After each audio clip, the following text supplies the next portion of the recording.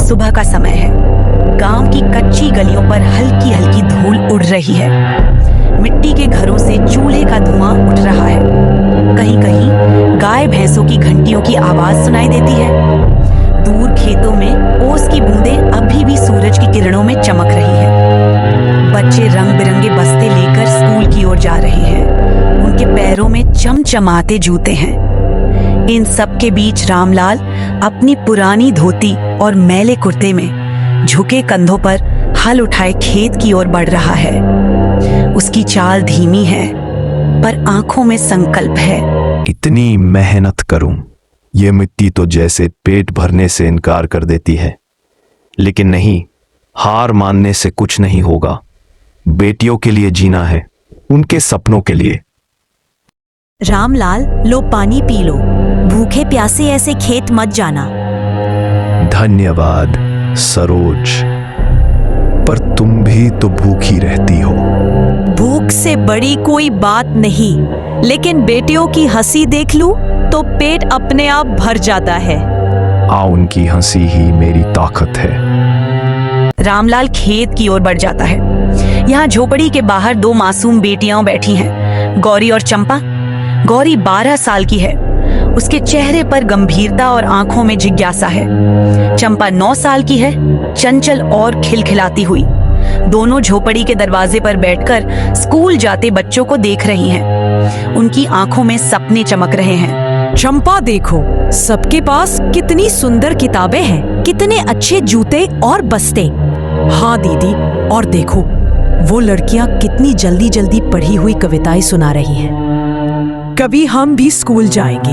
मैं खूब पढ़ाई करूंगी और डॉक्टर बनूंगी, ताकि गांव की औरतों को इलाज के लिए शहर ना जाना पड़े। और मैं तो सबको अपनी कहानियां सुनाऊंगी, गीत गाऊंगी, सब तालियां बजाएंगे। हाँ चंपा, तू गाना गा, मैं इलाज करूंगी। हम दोनों मिलकर गांव को बदल देंगे। दोनों बहनें सपनों की दुनिया में खो जाती हैं। अचानक माँ सरोज उन्हें आवाज लगाती है। गौरी, चंपा, आओ बेटा, रोटी तैयार है। वाह, आज तो माँ ने बाजरे की रोटी बनाई है। माँ रोज खुद भूखी रह जाती है हमें खिलाने के लिए। दोनों बेटियां माँ के पास जाती हैं। माँ उन्हें रोटी पर थोड़ा सा नमक रखकर देती हैं। तीनों बैठकर खाती हैं।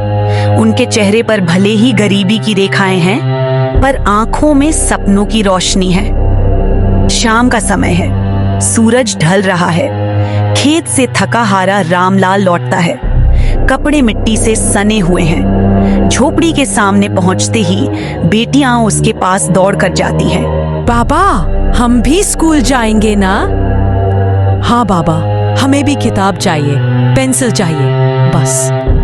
मेरी प्यारी बेटियों, तुम्हें कोई नहीं रोकेगा, चाहे मुझे भूखा रहना पड़े, लेकिन तुम दोनों पढ़ोगी, तुम्हारे सपने पूरे होंगे। सच बाबा? हाँ बेटी, यही मेरा सबसे बड़ा सपना है। तो मैं कल से स्कूल जाऊंगी। यह सुनकर माँ सरोज भी भावुक हो जाती है। उसके चेहरे पर चिंता और गर्व दोनों झलकते हैं। गांव के चौपाल पर औरतें गपशप कर रही हैं। ठाकुर जमींदार आता है। किसान की बेटियों के स्कूल जाने की चर्चा होती है। सब विरोध करने लगते हैं। अरे लड़कियां पढ़ाई करके क्या करेंगी? कल परसों ब्याह कर दूसरों के घर जाएंगी। बेकार की बातें हैं, खेत में काम करना सीखे, वही काफी है। रामलाल मूर्ख है, बेटियों पे पैसा बर्बाद कर रहा है। अच्छा है, जब कर चुकाने का वक्त आएगा उसी वक्त समझ जाएगा। सुबह का समय। गौरी और चंपा पुराने बस्ते लेकर निकलती हैं। रास्ता लंबा है। वे खेतों और जंगल से होकर स्कूल पहुंचती हैं। वो बहुत थक जाती हैं, फिर भी चेहरे पर उत्साह है। दीदी, ये रास्ता बहुत लंबा है, थोड़ा और चल चंपा। सोचो, स्कूल में कितनी नई बातें सीखेंगे। कुछ महीने बीत जाते हैं। बरसात का मौसम आता है। खेतों में हरियाली छा जाती है। लेकिन रामलाल का संघर्ष अब भी वैसा ही है। कभी कर्ज का डर, कभी फसल की चिंता। लेकिन उसी बीच स्कूल में परीक्षा होती है। पूरा गांव चर्चा करता है कि इस बार किसका बच्चा अव्वल आएगा। बच्चों, इस बार की परीक्षा में पूरे गांव में सबसे ज्यादा अंक लाने वाली छात्रा है गौरी।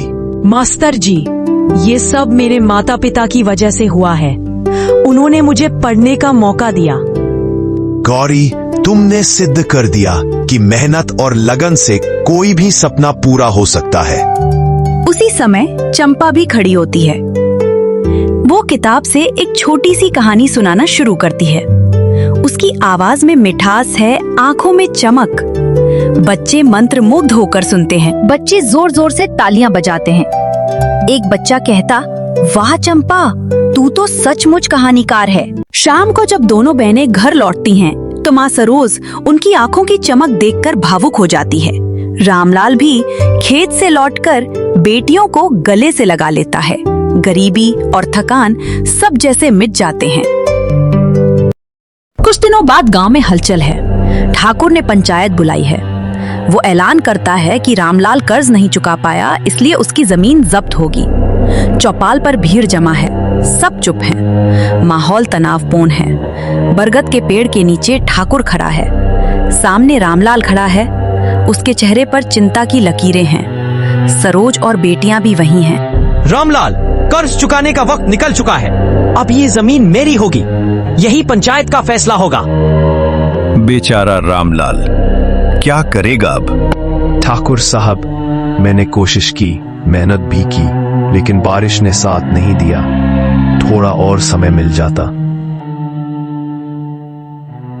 भीड़ में सन्नाटा छा जाता है। तभी गौरी आगे बढ़ती है। उसकी आंखों में आंसू हैं, लेकिन आवाज मजबूत है।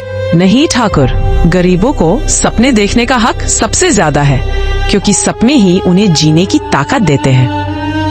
आप कहते हैं बेटियां पढ़कर क्या करेंगी, तो सुन लीजिए, हम ही इस गांव को बदलेंगे। पढ़ाई ही हमारी गरीबी मिटाएगी। भीड़ में हलचल मचती है। लोग कानाफूसी करने लगते हैं। उसी समय चंपा धीरे धीरे आगे आती है। वह बिना डरे गाना शुरू करती है। मेहनत से सपने सच होंगे, अंधेरे सारे दूर होंगे। बेटियां जब पढ़ने जाएंगी, गांव में नई सुबह आएगी। पूरा चौपाल उस गीत से गूंज उठता है। बच्चों की तालियां, औरतों की आंखों के आंसू, बुजुर्गों का मौन, सब टूट जाता है। गांव वाले एकजुट होकर हम सब रामलाल के साथ हैं। ठाकुर गुस्से से उठता है, लेकिन अब भीड़ उसके खिलाफ खड़ी हो चुकी है। पंचायत का फैसला बदल जाता है। जमीन रामलाल की ही रहती है। रामलाल की आंखों में आंसू हैं। वो बेटियों को गले लगाता है।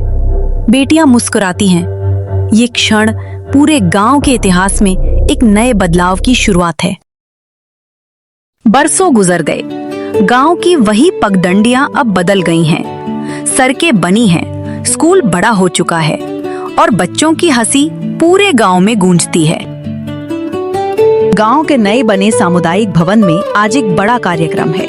मंच पर रंग बिरंगे पर्दे, सामने बैठी भीड़ और गांव के हर घर से आए लोग। मंच पर नामपट्टी लगी है। गांव की पहली बेटी डॉक्टर गौरी और कहानीकार गायिका चंपा का स्वागत समारोह।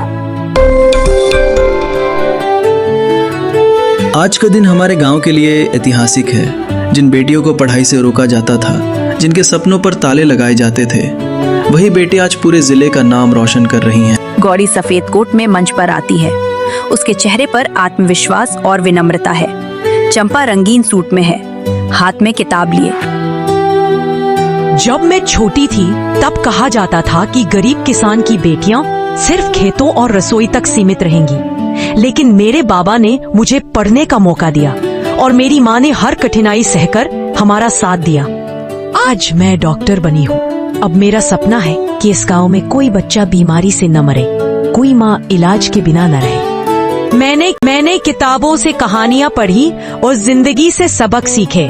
आज मेरी कहानियां किताबों में छप रही है और मेरे गीत रेडियो पर गूंज रहे हैं। लेकिन असली खुशी मुझे तब मिलेगी जब हर बेटी अपने सपनों की कहानी खुद लिखेगी। चंपा गीत गाती है। पूरा हॉल उसकी आवाज में खो जाता है। जहाँ सपने दबाए जाते थे वहीं से रोशनी उठी है। गरीब किसान की बेटियां आज आसमान छू रही हैं। तुमने साबित कर दिया सपनों का खेत कभी बंजर नहीं होता। मेहनत की फसल एक दिन लहराती ही। आज मेरे पास दौलत नहीं है, लेकिन बेटियों की सफलता ही मेरी सबसे बड़ी दौलत है। भीड़ में गांव की औरतें खड़ी होकर तालियां बजाती हैं। बुजुर्गों की आंखें चमक उठती हैं। छोटे छोटे बच्चे उत्साह से चिल्लाते हैं, हम भी पढ़ेंगे, हम भी सपने देखेंगे। गरीबी मुश्किलें ला सकती है, लेकिन सपनों को नहीं रोक सकती। जब बेटियों को उड़ान मिलती है तो पूरा समाज ऊंचाई तक जाता है। ये कहानी सिर्फ रामलाल और उसकी बेटियों की नहीं, ये हर उस परिवार की कहानी है जहां सपनों को मेहनत से सींचा जाता है।